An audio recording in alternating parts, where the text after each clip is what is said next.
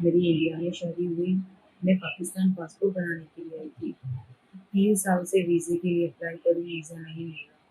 चौथी मरतबा वीज़े के लिए अप्लाई करी तो ये माहौल हो चुका है।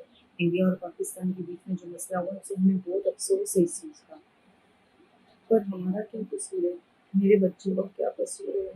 मैं मुझे अभी इंडिया वापस जाना है।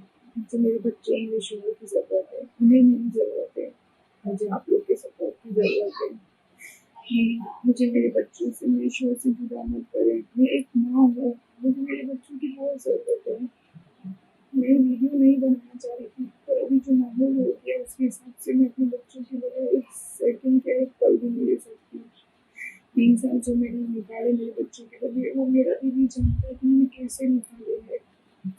मुझे मेरे बच्चों के पास जाना है। मैं अपनी पाकिस्तान गवर्नमेंट से भी रिक्वेस्ट कर रही हूँ और इंडिया गवर्नमेंट से भी रिक्वेस्ट कर रही हूँ, प्लीज़ ये सब ऐसा मत करें। हमारा क्या कसूर है? मेरे बच्चों का क्या कसूर है? प्लीज़ मोदी जी मुझे वापस इंडिया बुला लीजिए। मेरे बच्चे मेरे बगैर नहीं रह सकते। मेरी बच्ची, मेरी बेटी उसकी खाला के घर पर है। मेरा बेटा मेरी सास के पास है, उनकी भी तबीयत सही नहीं रहती है। क्या कसूर है हमारा? हमने इंडिया में शादी की, ये हमारा कसूर है?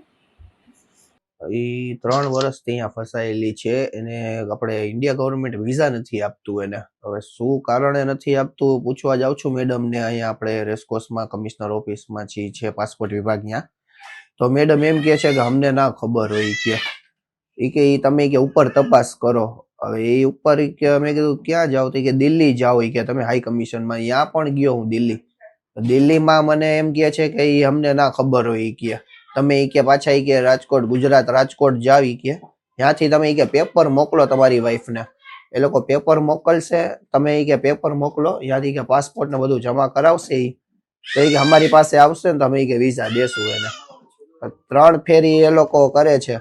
3 ફેરીથી વિઝા નથી લાગ્યું એને. મારે 2015માં મારું મેરેજ થયું છે. અહીંયા રાજકોટમાં જ મેરેજ થયા છે. એ લોકો અહીંયા આવ્યા હતા તો રાજકોટમાં જ મેરેજ થયા છે મારે. ને પછી એના પછી તો બહુ સારા 2022 સુધી તો જિંદગી હારી જ ગુજરી ગઈ છે. સમજી લ્યો ને, બહુ વ્યવસ્થિત જ, કાંઈ મુશ્કેલી નહીં કે એવું કાંઈ નથી. પછી 2022 પછી 3 વર્ષ જે છે એ બહુ મુશ્કેલના ગુજરા છે જી મારા માટે. તો બહુ મુશ્કેલ પડે છે, બહુ એટલે બહુ. અત્યારે તો 3 વર્ષમાં કેમ કે માં હોય છે અત્યારે તો.